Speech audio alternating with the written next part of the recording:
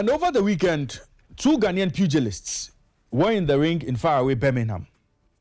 And both boxers were scheduled to fight on the Whittaker Cameron card.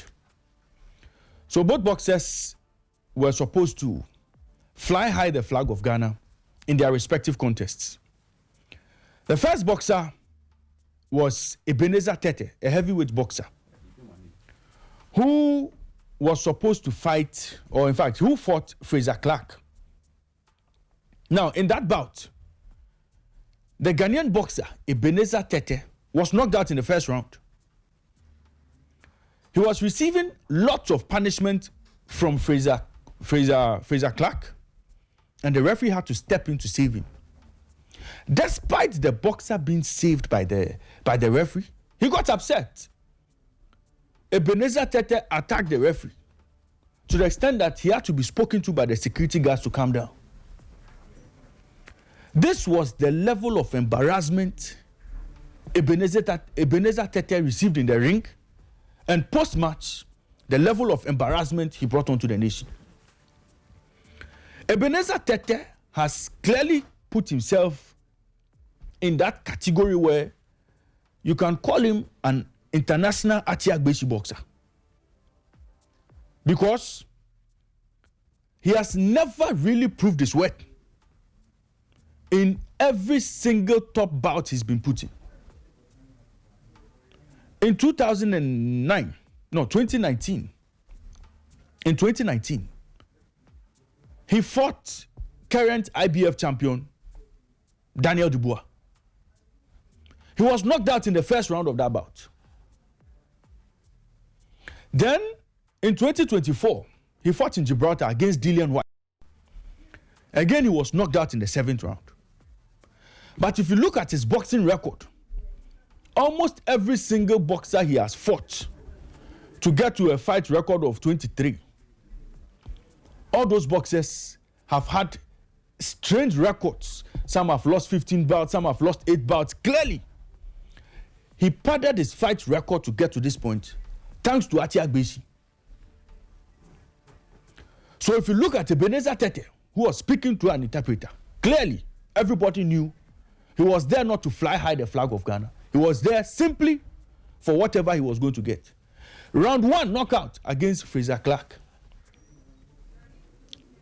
And Fraser Clark, if you look at his fight record, and if you look at what he's done in boxing, and you look at where he started from, he spent a lot of time at the amateur level. To the extent that he won bronze for the Great Britain Olympic team. That is how well he has done in his career as a boxer, to get to this point where he now wants to be considered a serious heavyweight, despite his last loss. Our boxer Ebenezer Tete got himself embarrassed with a first round knockout. He was not the only one who lost on the night. Elvis Ahoga, who has been talking tough. Elvis Ahoga, who is known to be a talker. Elvis Ahoga seems to talk more than he acts in the ring. He also lost on points to Tyler Denny. Going into this bout, a lot of us said, look, based on what we saw him do against Callum Simpson when he was knocked out in the 5th round, in the super middleweight, the boxer, having dropped down weight to the middleweight division, should be able to hold his own, because that is a weight category that he understands. But having gone the entire 10 rounds and suffering a knockdown in that bout, it was going to be difficult for him to win, even on points, against Tyler Denny. He went in there, he was beaten well, he was beaten soundly, and he lost again. So it's back-to-back defeats for Elvis Ahoga, who has shown a lot of promise, maybe not in the ring, but shown a lot of promise on the sidelines. He's talked more than he's been able to act in the ring. Another embarrassing defeat for another Ghanaian boxer. Ladies and gentlemen, the question one would ask is, why are Ghanaian boxers struggling to perform at the highest level? Why do our boxers go international and fail to win bouts? The last Ghanaian to win a world title was Isaac Dogbe. Even Dogbe, his career saw all sorts of challenges He clearly could not even defend the belt he won along the line. Navarrete taught him boxing lessons, all of that. But in all of this, the question we ask is, how come the Ghana Boxing Authority continue to give release letters to our boxers to go and fight, knowing very well that most of these boxers are not well prepared? Knowing very well these boxers have not reached the level where they can be going out there to fight bouts, to fly high the flag of Ghana, and also boost their fight record, and also stake a claim for themselves to be called title contenders. Why? In the past, when Azuma was winning titles, we saw Azuma have a very, very good and successful amateur career. Azuma's amateur career stands at 52. Winning gold at the African Games, winning the Commonwealth Games, winning gold at the Commonwealth Games in 78. Azuma stayed at the amateur ranks, fought severally, understood boxing, mastered his craft before he went out there to fight some of the best boxers in the world.